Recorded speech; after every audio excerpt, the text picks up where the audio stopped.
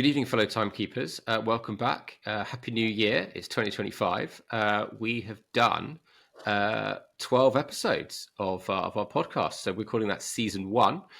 So now 2025, it's season 2. So you'll get another 12 episodes from us. Similar thing, but obviously a lot of it's going to be on YouTube now. We'll have interviews sort of every other month, every couple of months with people in the industry that we really like and think other people should know more about. And then it'll be Zac and ourselves talking about all the things we love about watches. So yeah, I mean, we had Ji Wang last time, who was absolutely incredible with her artworks. I noticed on Instagram that she's actually drawn another image, and it's absolutely incredible. It's the Mirage by Bernard, so do check that one out. I really love that watch, and it's great that she took the time to draw that. Another thing that I've got is I went a bit arty. So I'm, obviously we all love the photos that we take from Instagram on our iPhones or whatnot. So I got some of my own blown up, as it were. So I've got this wonderful one here of the wildflowers with the Oris there.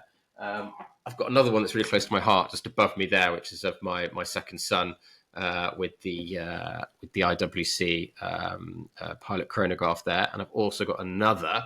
I'll just get it. One of my favourite watches that I own, which is obviously the vintage tank that I have. I love the blue steel hands, and it's something that I really like, and it's something I wanted to have as merch to sort of show off. And we've got the Timekeepers blown up there as an image, which I think is really cool. So yeah, that's what I've been doing. But Zac, how's life with you? How's 2025 treating you? Sure. First of all, I love those images. Really nice, especially the one with your son. That's a lovely, touching photo. Yeah, forgive me if I do copy the idea, because I think it's a genius idea. Do. Yeah, definitely. But 2025 has been good for me so far. I kind of feel like last year was a bit of a busy year, but I feel like now things are kind of in order, and there's lots of exciting plans coming up, and some of which you may hear. And I kind of feel like it's been an amazing year so far in terms of watches, watch events coming up, new things happening in the watch world, and so on. No, sounds great. We've got to resist the temptation of buying more watches. So doing this podcast, is that a good thing or a bad thing? Maybe we're speaking to other people, and that will somehow mean that we don't venture into watch shops and buy things, because that could be quite dangerous, couldn't it? Exactly. Maybe I have to consolidate some of my collection. There's a few things I quite like. AKA a reverso, but we may touch on that in future episodes. But there we go. So we do wrist check quickly. So Zac, what are you wearing on your wrist today? Yeah, sure. I'm not too sure if I was wearing this last episode, but it's pretty much like fixed to my wrist. But again, it's my Rolex Oyster Perpetual, the reference 1500. I wear it a lot, but I've actually been wearing a lot of an Apple Watch. I don't know. I know, which is kind of controversial. So I've been going the odd one-arm Rolex, or one arm, have this mechanical watch and the other arm functional. But it's because I've dived deep into the kind of fitness world and running, like everyone has. So yeah, kind of two watches. Nice. How about yourself? Double wristing, it's called, and I do that as occasionally as well. But I only use it for fitness. I don't wear it all the time, so only when I go to the gym. But yeah, it's ours just, I think. Okay. Cool. What about me? So I've got my vintage Omega that I have, the one from World War II. So it's where is it? There we go. I don't know if we can see it on the screen there. Maybe I'll just take it off, shall we? Let's just take it off. Yeah. Hang on. There we go. Wow. There we go. Has it worked out where it is? I don't know. There we go. So it's the one from 1943 with the blue steel hands, and I think the reference is Omega 6B 159. So there we go. It's the first watch that got me into all of this. It'll be what my firstborn son gets when he gets married or something. So very, very important and sentimental to me. So should we move to watches we're lusting after, which is a segment we always do. And sometimes they burn out after a couple of weeks and we talk about something else, and then sometimes they stick with us. So for me, back on the Cartier bandwagon, I can't really let it go. Ji she loves them as well. And yeah, just having that conversation made me be like, oh my gosh, I love them so much. Maybe I need more. But anyway, back on the bandwagon. Did I ever leave? Probably not. So for me, it's a neo vintage Santos Dumont thin. We talked about how much I don't really like the modern ones, so this is very much sort of 1990s sort of backwards. I adore the bezel. It's sort of a screw-like sort of rivets. It makes it look really industrial, but also sort of very chic. I've actually been really drawn to ones with a bracelet, and that includes the rivet detailing as well. And I never felt like that before. Zach, others know that I really don't like bracelets, but for this one, I quite like it. It's sort of tapered. It's got really shapely lugs. It sort of lifts the backdrop, of the watch itself. And it's sort of the case is quite stacked, which I like. Sort of makes it pop. Seen a few on Chrono 24.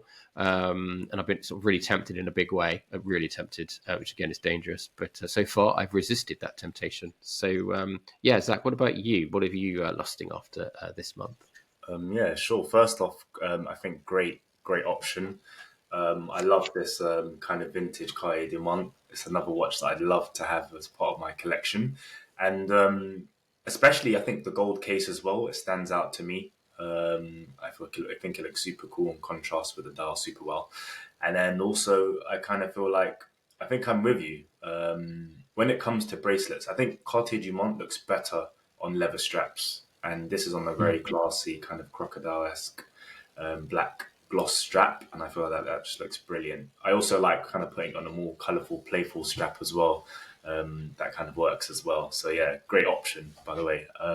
And for me, currently, my watch that I've been lusting over is something completely different in the field of watches. I was actually shopping the other day, or window shopping at least, killing some time before I was meeting up with my girlfriend in Westfields. And I walked past Swatch, and sometimes I go in, sometimes I don't. I actually went in this time and actually spoke to one of the lovely sales assistants, and they showed me for the first time, because I don't think I'd come across it, Blancpain and Swatch's collaboration, the Bioceramic Scuba 50 Fathoms collection. The kind of collection honors the first true diver's watch, the 50 Fathom, created 70 years ago by a passionate scuba diver. It's completely revolutionized watchmaking by becoming the first timepiece that successfully met all the needs of underwater exploration. So that's really cool. And the particular variant that I was after, because they do various different colors, is the kind of ceramic Oceans of Storms, which is the black variant. A watch that's super cool. I love the movement, the System 51.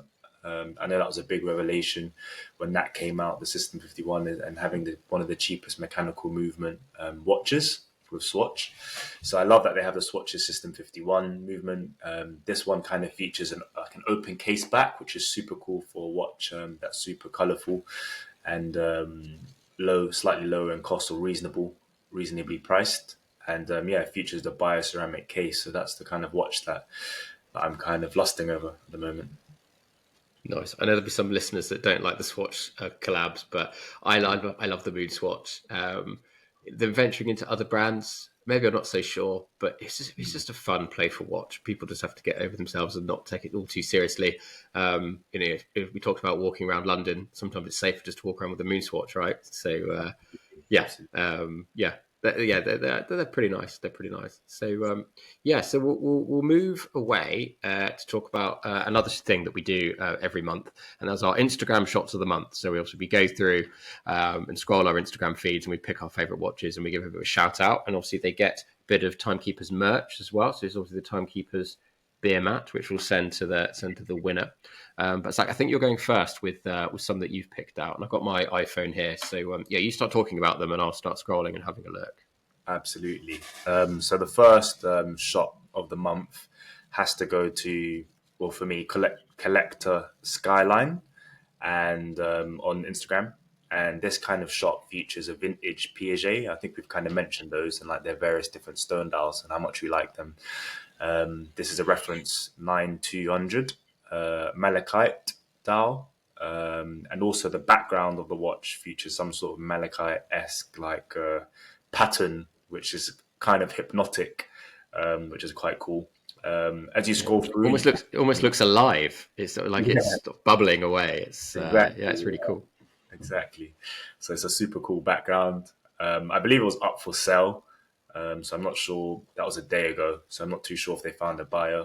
I would love to be a buyer, but quite frankly, I don't think I'm there yet. I'm how I'm about loving you? the strap. Actually, the strap looks really cool, and the strap Yeah, sort of it's the same border, isn't it? It's the yeah, same material. I think the border of the inner border of the watch is the yeah, same as the strap. I don't know what material it is, but it looks really nice. It looks really super nice. interesting.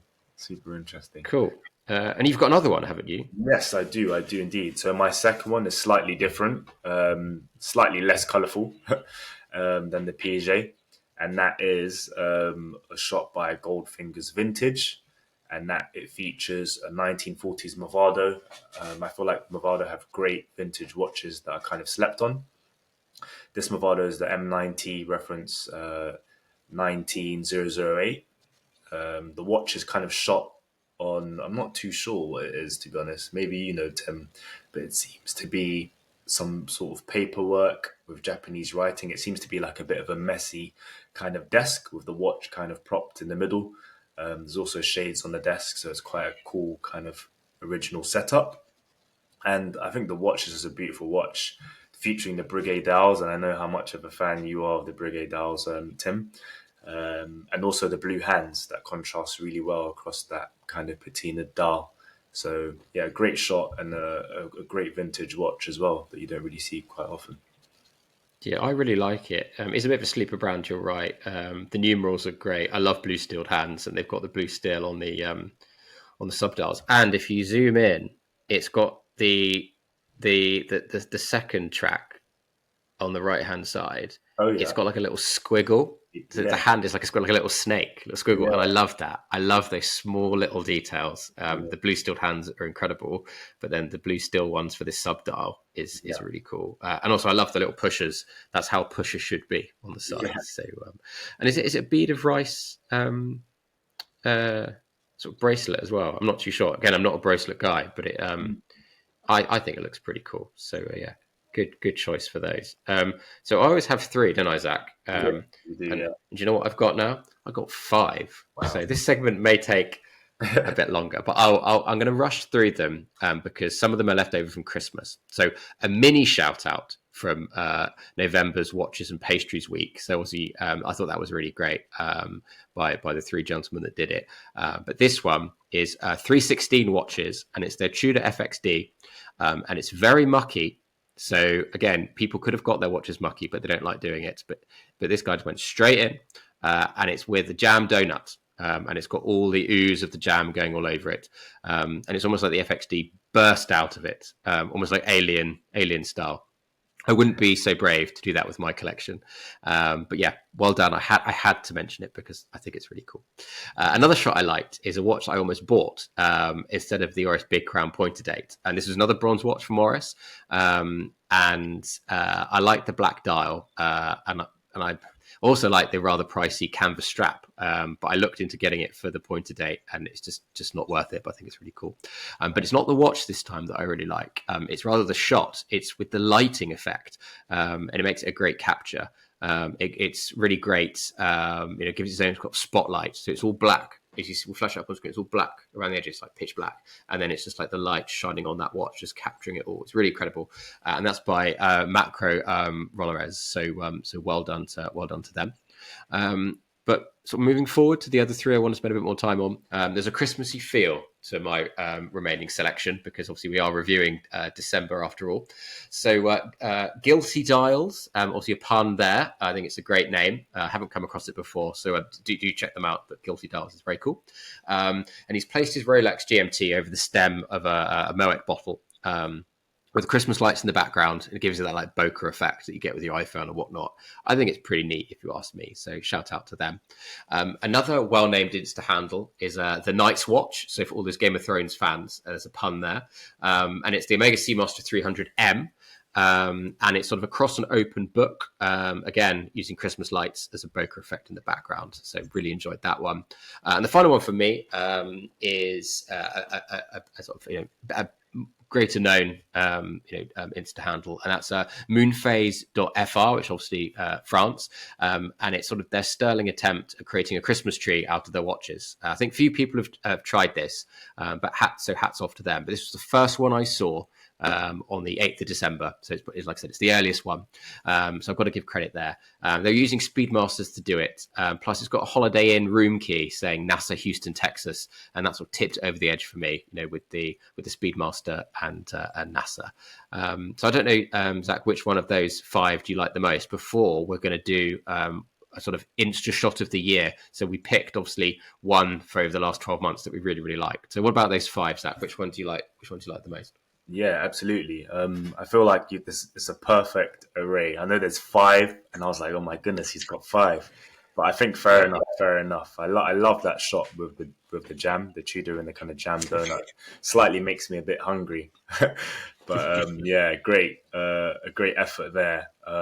Also, I kind of loved like how you kind of looked at like the Christmas theme and seeing a lot of creativity with it. So I think out of the bunch, it's pretty hard to kind of pick one. I think the kind of Rolex Pepsi on the Moet bottle is pretty bougie, so that's quite cool. But the Christmas tree, I think that you kind of like ended with as well, I think is an awesome shot and well thought out. I like they've kind of intertwined everything. I like that it's a Christmas tree, like the Holiday Inn, NASA, Houston, Texas, like they're referencing as well. So I think that's a great effort. Plus taking all those watches off the straps or bracelets, that takes a lot of effort. So congrats. Yeah, I'd be still there putting them back on again. I can't get the bracelet on my Omega anymore. I can't. I don't have the knack for it. It drives me bonkers. Another reason why I do not like bracelets. So there we go. So do you want to pick your one of 12 months? Sure. Sure. I think we've had many great ones, and this has been like a kind of a great category to the pod, kind of exploring and looking through our favorite shots. It's definitely pushed me. I think Tim's already been creative, but it's definitely pushed me to have more of a creative look at things when it comes to watches. For me, it would have to be, I think it was one of Tim's from an earlier episodes. Shout out to WatchB on Instagram, and it was the Tudor FXD. And I believe it was a wrist shot in the desert. And yeah, I think that definitely tipped it for me for 2025. I mean, the location, the clarity of the shot as well, kind of like the sand being like an effective background. So yeah, definitely the shot for me. How about you, Tim? What was the shot for you? What stood out? Yeah, that one came really close. I love the sand. It really popped and made the watch sort of even greater than it already is. Yeah, it was really, really good.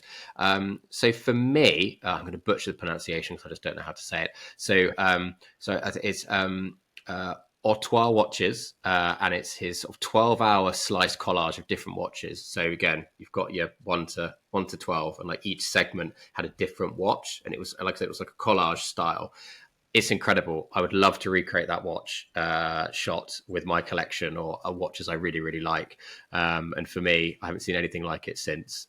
So maybe I'll spend some time, if I have any free time with kids running around, to actually try and replicate that. So hats off to them. So for me, that was the 2024 sort of like watch shot of the year for me. So congrats. And we talked about the joyous beermat. So the winner of this month and then the winner of this year will flog you some beer mats. So we'll reach out to you and hopefully you accept one.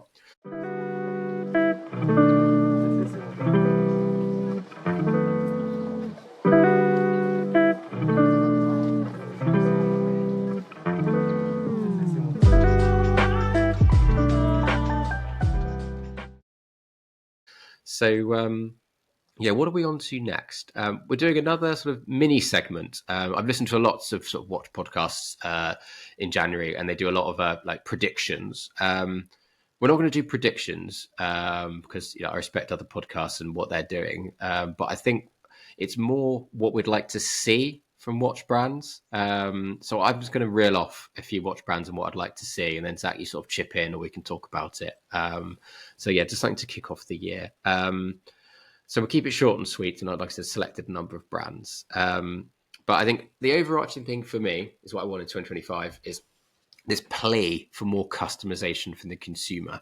And what I mean by that is, let's say you've got a watch that you really like, but you want it in a different color, or you want it with, like, I don't know, a different crown, or I don't know, different strap, whatever. There should be more opportunities, I think, to do that. I think it'd be really cool. And that sort of links me to Cartier, and that is the coloured, cabochon for the masses. So I will die on this hill, like we were talking to G. Give me a green one, give me a red one. I want a purple one. I know for the exclusive higher ups that can afford, the higher ranges, you can do this custom things. But it's just a tint of colour, right? It can't be too hard to do. And it would make you stand out if you had a green one or a red one or whatever. So for me, customization, Cartier, give me cabochon colours, give it to me now. I don't know, Zach, what you think about that one. Maybe it's just me and G. Yeah, no, I think you and G are definitely right. And I know you've been driving that green cabochon, so anyone in Cartier, I hope you're listening. Yeah, I hope you're listening. I think that would be cool though, to see a bit of kind of customization from the consumer. I feel like that would be quite a good way to kind of attract more kind of watch enthusiasts, as well as doing something slightly different. So totally with you with that one. Yeah, well, you can do it with a car, right? If you want your custom stereo, or like you want different alloys, or like you want the light package, you know what I mean? Like just make it customizable, like loads of things in life. I think they're really cool. Specking your Cartier sounds cool. Sounds very exactly. Cool. And what we haven't mentioned is we are on TikTok, and it's not banned yet, obviously. And Zach's doing a great job with that. So you can snap that up and box it up and say cabochon for the masses for that one. So I have to do it in French, so Cartier listening. But I'll practice my French for that. So cool. And then I'm going to pivot to Omega. I think more dial colours, because they're still quite conservative. I mean, I've also got the Summer Blue Seamaster. That was, I think, I bought it. I thought I was in love with it, but they should do more like that. I know they released, a new Speedmaster recently with some great dials, which we'll talk about next month. But keep the dial colours coming. I don't know, for Zach, for you, for Omega, is there anything you particularly want to see in 2025? I don't think there's anything notable. I agree with your notion, but there's nothing like that stands out for me that I'd like to see different of Omega, to be honest with you, currently. Yeah, they're sort of smashing it anyway. Really, they're doing a great job. Very good. Their latest release with the meteorite dials are just out of this world. The price is out of this world as well. I think you sent that over, and I was like, wow, yeah, incredible. Yeah, incredible. Pivot quickly to Rolex. Again, not a brand I'm in love with, but obviously lots of people are, and that's absolutely fine. I want a vintage Milgauss style watch with the lightning bolt second hand, please. They cost like 250 grand. Again, silly money. And then the Milgauss they released obviously a couple of years ago, decades ago.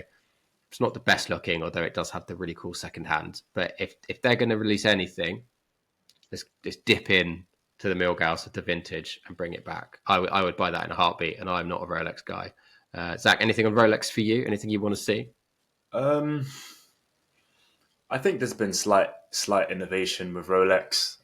So I think if Rolex continue to push that envelope, with kind of like not sticking with conservative kind of their usual conservative designs. So yeah, good luck with that. Yeah, I don't. With these kind of brands like Rolex Patek, I know I don't really see much happening, but I mean, it would be nice if anyone's listening from Rolex. It would be nice. No, definitely. And I've got one for IWC. They've done case materials to death, and I like it, right? But they're going a bit crazy. They need to sort of rein it in a little bit.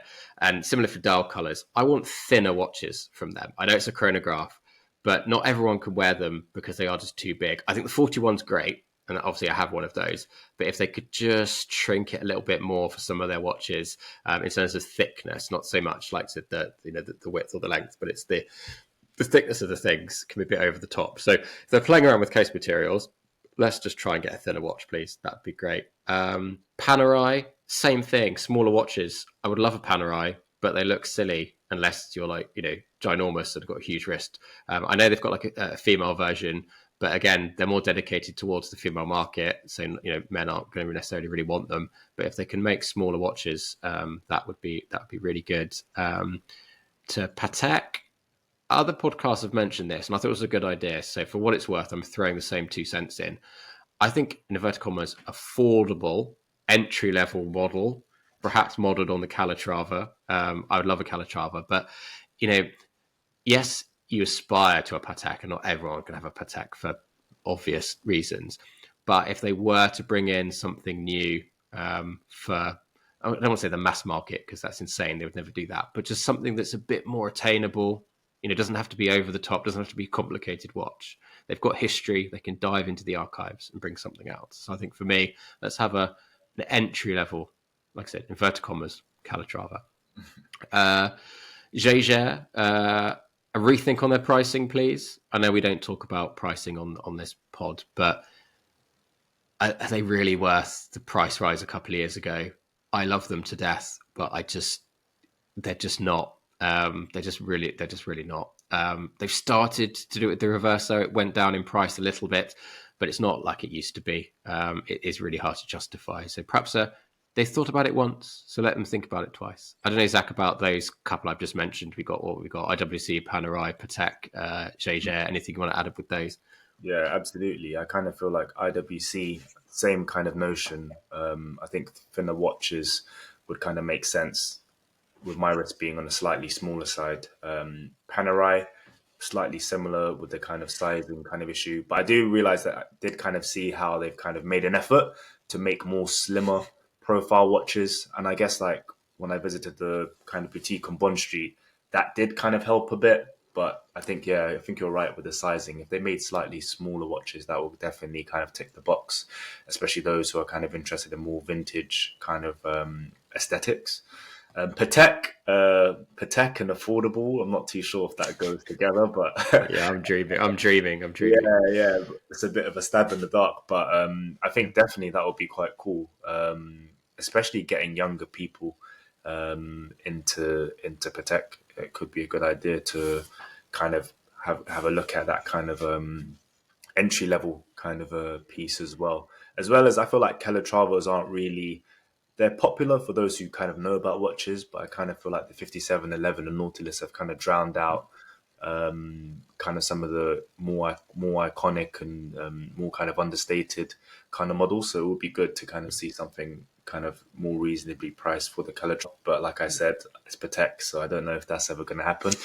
No, it's probably thanks, but no thanks. Or they're not even listening because let's face it, they're catering to a higher echelon of bank account, aren't they? Exactly, they know their market, so yeah, it's probably going to fly over their heads. And then the JLC, I think the pricing point, I think they're quite dear when it comes to pricing, so it would be good to see a kind of correction with that. And Tudor, I'm not sure if we've spoke about that just yet. No, not yet, but go for it.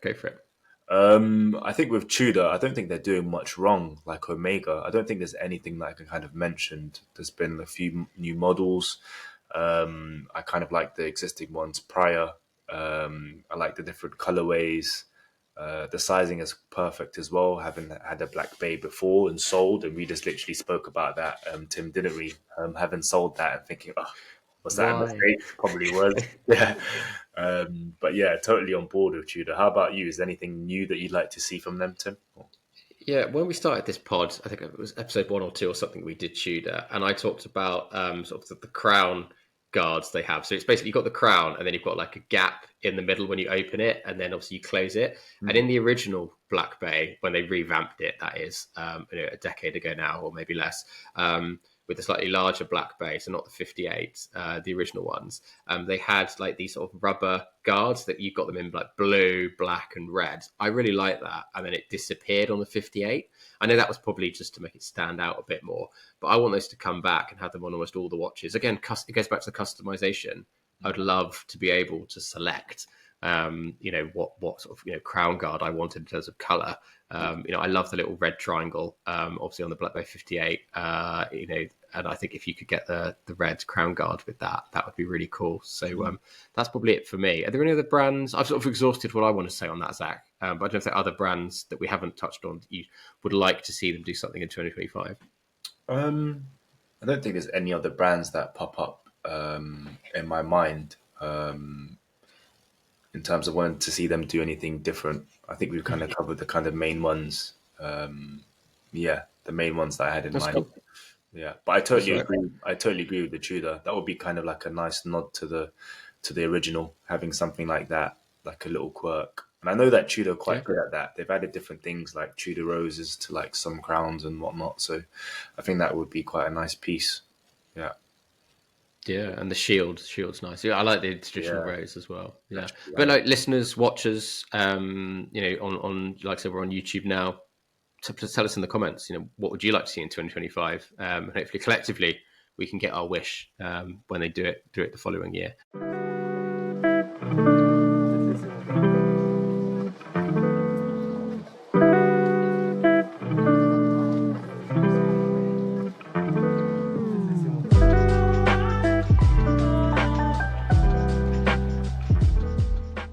Cool. So we'll pivot away, and we're going to do our deep dive, and it's going to be on Tag Heuer, a brand that I haven't been, always sort of in love with. It's sort of grown on me recently, particularly on vintage. A few months ago, I was caught sort of stone dead by the famous Instagram influencer. We can go with influencer because I think he definitely is. Watch Studies, and that was his 2024 purchase of the Heuer reissue, and I'm going to do the reference at CS3113. It's got, and we'll flash it up on screen.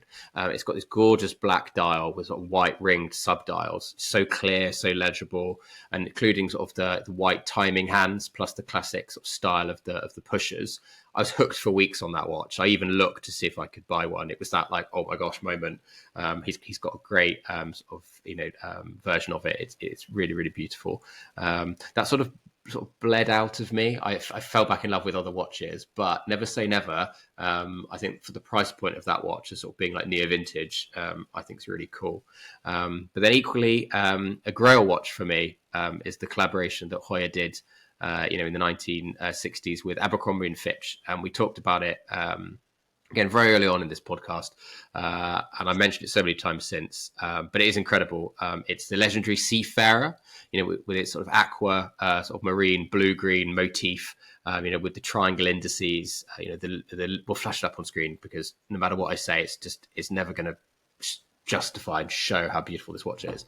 And it's got the lume on the hands as well as the more prominent tidal subdial.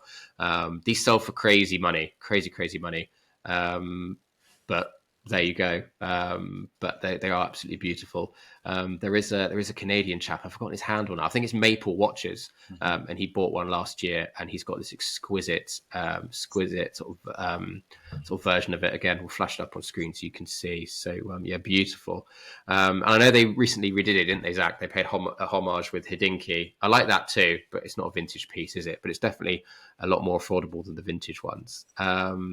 Zach, what vintage pieces do you like? And do you like the ones that I've mentioned? Yeah, definitely. So first, I like the Heuer Otavia. I think it first came to my attention when I came across Oral Backs. Most people know who he is and how notable he is within the kind of vintage watch scene and auctioneers in the auction industry. And I think he discusses, sits down with Phillips, and he discusses his early life. And I think one of his first watches were the Heuer Otavia, and that's what kind of got me kind of fixated on them.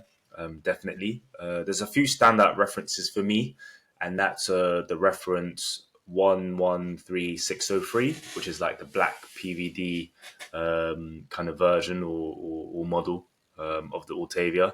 And then, although the only thing about the PVD I forgot to mention is the size. The size is slightly large, so it's a 42 millimeter, which is kind of borderline, to be honest, for me. But I probably prefer kind of like the smaller size. The other is the nickname is Big Orange or Orange Boy. A lot more, kind of an interesting name, Orange Boy nickname, but it features kind of like the orange third hand, hence the name, and it's a reference 1163, another great watch, and I think it's a very highly collectible piece as well, and I feel like it has a perfect color combination. Out of the ones you've mentioned, I'm a big fan of that Abercrombie Fitch collab. It's a super classy watch, and it's great for formal occasions. A great watch for formal occasions, and I'm a big fan of, I believe, the pushers on it. Just double checking, having a look. I'm a big fan of the pushers, and you kind of mentioned pushers being an interesting kind of addition to a watch. So I Yeah, love it's got the that pushers. Yeah. exactly. And yeah, and then also you mentioned the CS 3113. So I definitely had a look at that also. That is a great looking watch. It's It kind of perfect, right? it kind of reminds me of the kind of like black Patrizzi dial Rolex Mm. Daytona, but I feel like it looks way more sleek and smooth. Yeah. A great Subtler. Subtler. yeah, definitely subtler. And if you have this on, I kind of feel like I'm not too sure if I've seen many people with this particular model on. And also, I think I saw a model as well as the one you sent me. I saw a model with a perforated strap, and I feel like it just Mm. ties it together with Heuer's kind of racing it history, and also the looks of the watch, the kind of ruggedness of a perforated strap, and then the kind of smooth dial and case of that Heuer. So those are great choices. Yeah, I think it's quite a manly watch as well. Like we talked about the Blancpain 58, and you could like wear it anywhere. You know, it's like a Yeah, rugged watch. exactly. Yeah, for this, it's you could use it. I think it's just brilliant. I think it's just Mhm. brilliant. I'm getting tempted again, Zach. Maybe my what am I lusting after is going to come back to this one. It's dangerous. Exactly. Cool. Yeah. So what else have we got here? So we talked about watch studies, watch as well. We talked about the Seafarer. Should we look more at the modern watches? Yeah. So we've got Carrera. Obviously, I know they've got vintage as well, but it's a classic watch. I really like the green versions. There are multiple that they've released in recent years. There's a 2021 version with an sport dial, complete with sub-seconds, keeping the symmetry, which is what I love. And it's also got like a retro sort of fun Heuer buckle, which I think is a neat nod to the past. I sent it through to you, Zach. I don't know what you think of this one, but it's we'll flash it up on screen. But I've got it on my phone here as well. It's this Yeah. one here. So I think that's really cool. Yeah, and then there's another green one that really caught my eye. Well, someone say half caught my eye, if such a thing exists. There's a deep, almost swirling sort of dark forest green in one of their recent releases, and it's on a single sub dial to the right. And the technical term for it is called circular brushed motion. So there we go. It's ruined, and I'm going to say again, it's ruined by the random date window on the left. Date window should be banned. All date windows should be banned. Yeah. And that's just the roulette wheel on a vintage Rolex. But there you go. But I'd love to see a clean version, a sort of clean dial. Again, Zach, I don't know if we've got the image. Yeah. I, But I it's definitely like I definitely like that yeah, those tones of green and having a look at that first one. Yeah, yeah. I think it's way more There we go. symmetrical, I guess, with the three kind of sub dials, and I could kind of see like the kind of similar design language, right? Yeah, the pushers are good. The I pushers are love good. them. But the date window, what are they doing? What are they Yeah, doing? yeah. It So could be problematic. yeah. Yeah, Yeah, and then we didn't talk about this for vintage. They relaunched the Skipper, and it's for similar reasons that I love the A&F Vintage Classic. You know, absolutely loving the deep blue dial mixed with the eye-popping sort of orangey red. It's tempered by this sort of various greens. It's the same orange that's on the sub-second dial too. Again, we'll flash it on screen, but I love the pushers, and there we go. Look, it's cool. it's a great I looking. really like it, and yeah, there is a date, but it's at the bottom, so that's kind of less offensive for me. But yeah, I really like this watch actually. I like it a lot. Yeah, and if you can see like I said, it's got the orange in the sub seconds as well, which I think is a really sort of neat touch. Yeah, it's really cool. I like it. Zach, what about you? What do you like about the Carrera, or not?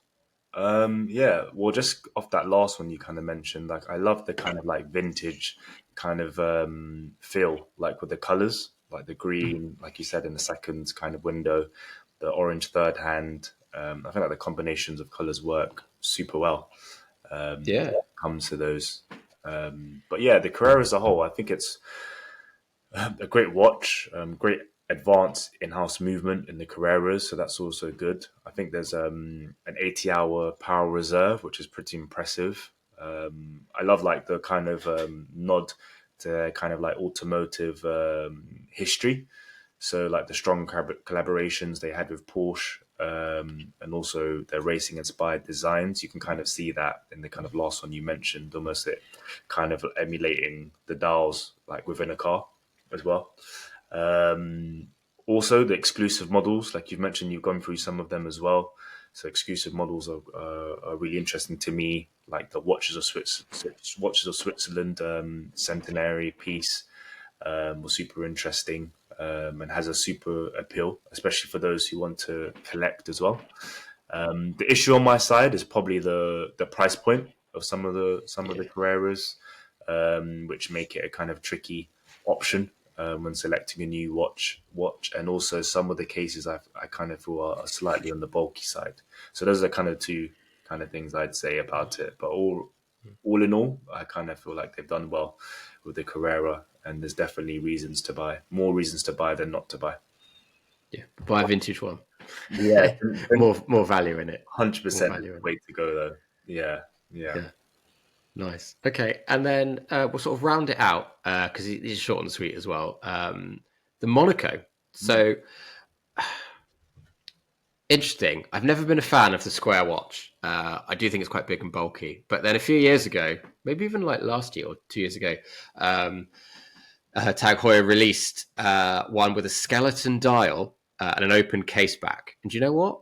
I was pretty impressed because it's the colors. There's a particular one. There's the Miami, well, I call it Miami green. It's almost this turquoise color. Or even, I'm going to say, Mercedes Petronas green from IWC's Chronograph 41. And IWC have released a variant on that as well. But we can talk about that in the next episode of sort of Watch News. But it's on the subdials, this sort of green, and then it's on the main hands. And for me, it's almost got like spider-like legs that go across the skeleton frame. We'll flash it up, but just on my phone here. Where's it gone? Here we go. I love that. I think that's really cool. There's so much going on. Like I said, it's like a little spider. There's more sort of low-key colors, but they've also got a hot pink version, which I think is just super cool. I don't know where or when you'd wear it, but I kind of love it. But what is the sticking point? It's the price. Again, not going to say what it is, but it is silly money for a Monaco watch. I do like the open case back though as well, but I don't know what they're playing at with the price. A bit like Jaeger, rethink on the price, you might get a few more sales. But Zach, what do you think about the Monaco? Yeah, definitely. I kind of had a look at that Monaco that you sent over, and really nice to see what they're doing with some of the colors. I would say I'm more of a vintage kind of Monaco fan. I know you said you didn't really feel that the vintage Monaco was quite compelling for you, or not as of interest. But I actually quite like the vintage Monaco quite a lot. Of course. The square design is truly iconic and bold, stands out in that era. So I like what they're doing with this kind of new piece as well. And with the colors, I guess it's kind of interesting. And I think with that kind of playfulness, it can kind of invite a different market. So that's also good, I guess, for the brand. The Monaco is also quite interesting, I guess, because of its association with Steve McQueen, which kind of adds a different layer of intrigue to those kind of getting into watches or looking into Tag Heuer as a brand as well. Another thing that I love probably about this newer piece as well is kind of how they kept the kind of the same basis or same design language as the vintage, but they've tried to upgrade and innovate. So I definitely like that they've taken some risks. They're pushing that kind of design envelope out. And yeah, I think it's been quite rewarding. But I think you've definitely mentioned something else that's quite important point, and that's price point. And I think that the price point is a bit of a tricky one, but love what they're doing as a whole though, I must say. Yeah, I think again it goes back vintage. There's more value in it, I think, also depending on the watch. Just sticking with the Monaco, they did like a Gulf Oil collaboration, I think, as a vintage or near vintage, which I kind of like. So I like those colors. Again, it reminds me of Formula One. But that's all good. That's all good. Any more to say on Tag Heuer? I think we've come to the end, haven't we? Absolutely. Yeah, I think we have. Yeah, cool. Well, I think you're going to take it away with the outro, and I think you're going to tease a bit for what we've got in 2025 as well for interviews and stuff. So, Zach, over to you. Absolutely. And just like that, we've come to a close. This has been our 13th episode of the Timekeepers. So thanks for keeping time with us. Next month, we'll be interviewing a YouTube sensation. Watch yourself, George. I love that. Yeah, exactly. So yeah, you can find him at Watch Yourself George ahead of that on Instagram. So stay tuned for that. That's going to be a very exciting episode.